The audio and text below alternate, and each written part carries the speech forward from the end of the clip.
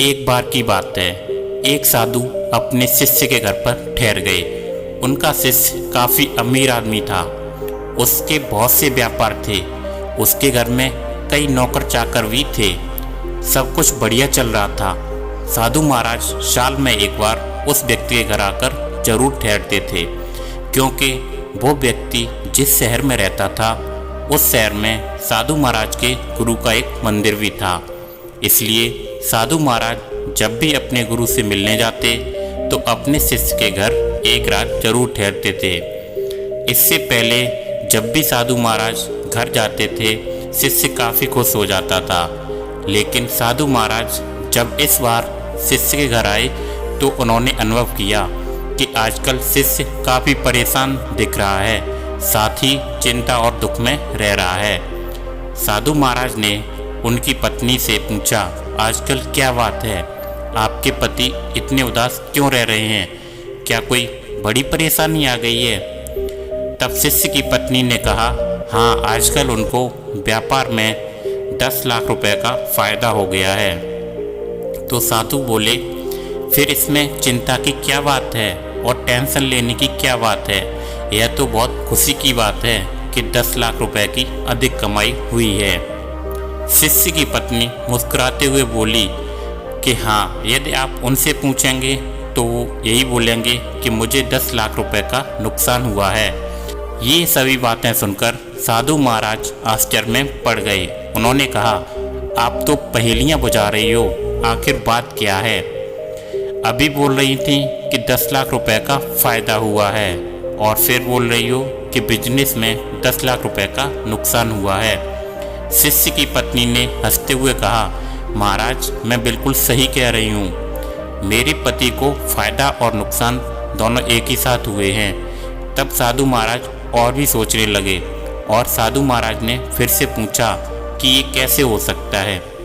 तभी पत्नी ने कहा, मेरे पति को 10 लाख रुपए का नुकसान हुआ है, क्योंकि उन्हें उम्मीद थी कि बिजनेस से 20 लाख रुपए का फ़ायदा होगा।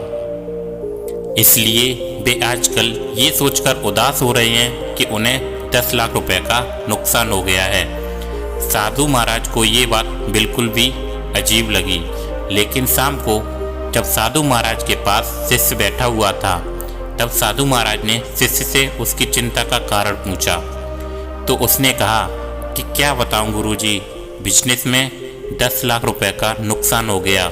मुझे 20 लाख रुपए के फ़ायदे की उम्मीद थी, लेकिन फ़ायदा सिर्फ 10 लाख रुपए का ही हुआ है। ये सभी बातें सुनकर साधु महाराज मुस्कुराए और मन ही मन सोचने लगे कि इस इंसान का ध्यान 10 लाख रुपए के नुकसान की तरफ ही है, लेकिन जो 10 लाख रुपए का फ़ायदा हुआ है उस तरफ इस व्यक्ति का ध्यान ही नहीं है, क्योंकि यह इंसान केवल उम्मीद पर ही टिका था कि मुझे 20 लाख रुपए का फ़ायदा होगा। तब गुरुजी ने उसे समझाया कि तुम्हारी परेशानी और उदासी का कारण तुम्हारी बड़ी उम्मीदें और देखने का नज़रिया है जो नकारात्मक हो चुका है, और इसी वजह से तुम्हारा ध्यान बार बार 10 लाख रुपए के नुकसान की तरफ जा रहा है, जबकि तुम उसकी जगह ये सोचकर खुश हो सकते हो कि तुम्हें 10 लाख रुपए का फ़ायदा हुआ है। यानी अपनी सोच को हमेशा सकारात्मक रखो।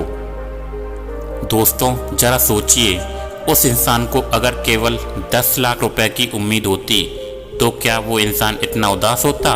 बिल्कुल ही नहीं। और अगर उसे सिर्फ 5 लाख रुपए की ही उम्मीद होती और उसे ऐसे में उसे 10 लाख रुपए का फ़ायदा हो जाता, तब वो कितना खुश होता।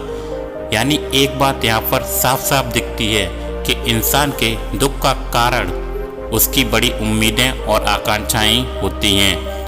इंसान बड़ी बड़ी उम्मीदें और आकांक्षाएं अपने मन में बना लेते हैं, फिर मुझे यह मिल जाए, मुझे वह मिल जाए, और इन सभी चीज़ों के चक्कर में अगर कोई चीज़ नहीं मिलती है तो इंसान उस बात को लेकर सोचने लगता है और उदास हो जाता है।